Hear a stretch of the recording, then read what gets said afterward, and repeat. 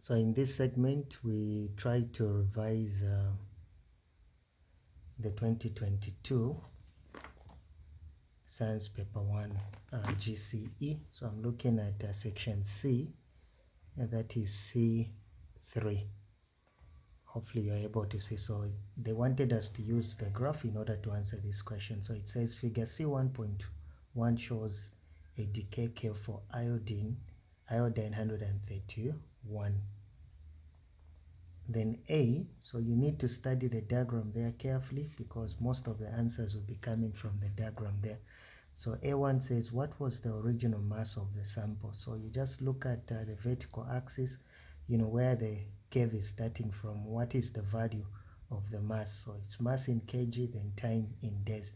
So the mass there, the original mass is simply 200 kg, and that's the answer that they wanted you to put up there. So nothing. If you have been given a graph, it's very simple. What is the half-life of the sample? So remember, half-life is the time taken for the sample to reduce to half of the original value. So how long does it take to reduce to half of 200?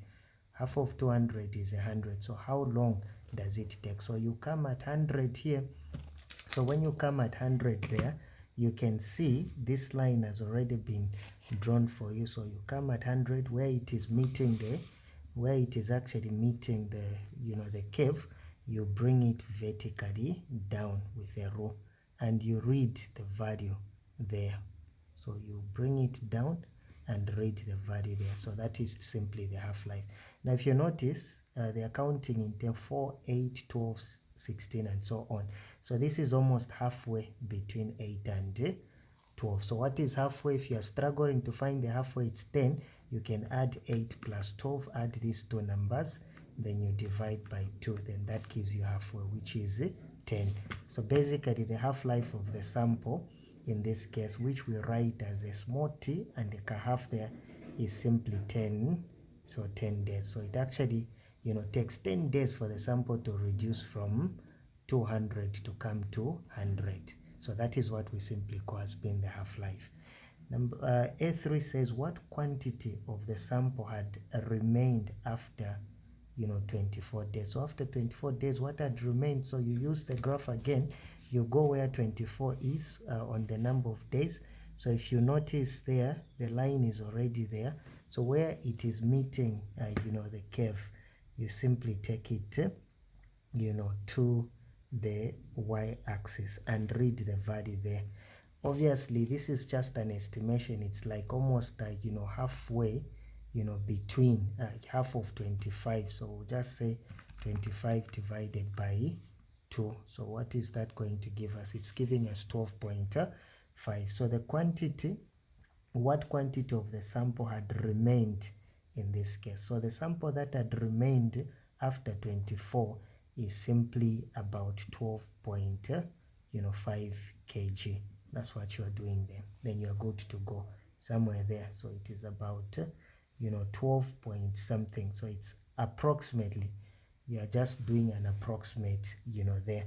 Yeah, obviously someone might actually argue that that is actually going, we might have actually said in this case not really half. Maybe if I look at that, maybe it would have actually been 20.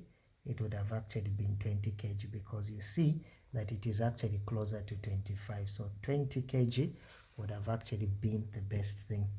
Then it says that if the sample decayed by emitting gamma rays and an alpha particle to produce a new element X, write an equation for the decay. So with this one, you don't need I'll write it right here. I'll simply answer it here. B.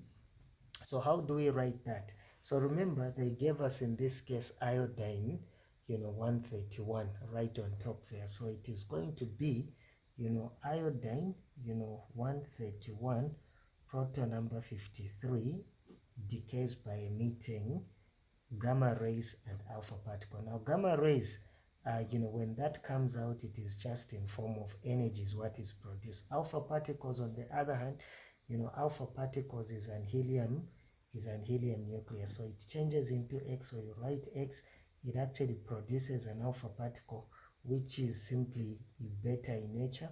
or if you want, you could have used alpha, given it mass number 4 and 2 in this case. So sorry, here that is going to be, that is an alpha particle is a helium nucleus in nature, so 2 and 4. A beta particle is simply a fast moving electron. So that is going to be this plus gamma rays. Gamma rays produces nothing, but it is just energy that comes out from there. So now when you have an alpha particle, the proton number reduces by 2, so it will be 53 minus 2, which will give you 51. So here we are going to have 51. Then the mass number reduces by 4, so it will be 131 minus 4. So 131 minus 4, that is going to give me a 127. So this is actually the equation that they wanted you to, to write there. I hope that is clear in your case. So remember, there are two things that I want to tell you. So when it comes to the 3 particles, the alpha particle, this alpha particle, remember, resembles a helium nucleus, so it's similar to a helium nucleus. So you can either use that symbol or that. Then when it comes to a beta particle is simply an electron. So an electron is either mass number 0 and proton number -1, or you can use the symbol for beta, 0 and -1. Then when it comes to gamma, to gamma rays, we don't call them, they're high energy rays. So gamma rays, usually they only produce energy. They're electromagnetic waves, and that's what you need to remember there to help you write these decay equations. See, there says give 2 properties for each of gamma rays. So now they want us to give properties of gamma rays. For example, when it comes to gamma rays, I can simply say one of the properties that this is an electromagnetic wave in nature. That's one of the properties I would give. Then I would also give, in terms of penetrating power, I can simply say highest penetrating, it has actually the highest penetrating power. So that's what you need to remember. There are so many properties that you could have given in terms of also deflection, not deflected. So it is actually not deflected by magnetic. So it is not deflected by magnetic or electric field. All right, let's come to alpha particle. What properties would I have actually given when it comes to alpha particles? Again, in terms of the nature of an alpha particle, I can simply say that it is an helium. It is an helium nuclei. That's what you can say. Another property that I can simply talk about, that I can also talk about in terms of charge. I can simply say for an alpha particle, we can simply say it is negatively charged. So there are so many things you could have talked about in terms of properties, but they limited us only to 2 properties that you could have talked about. All right, so because the alpha particle is is positively, not negatively, is positively, because it is positively charged, it is actually deflected by either an electric or magnetic field. So you could have talked about that. Then this says mention one use of gamma rays. So gamma rays, in most cases, gamma rays we can simply say used in radiotherapy.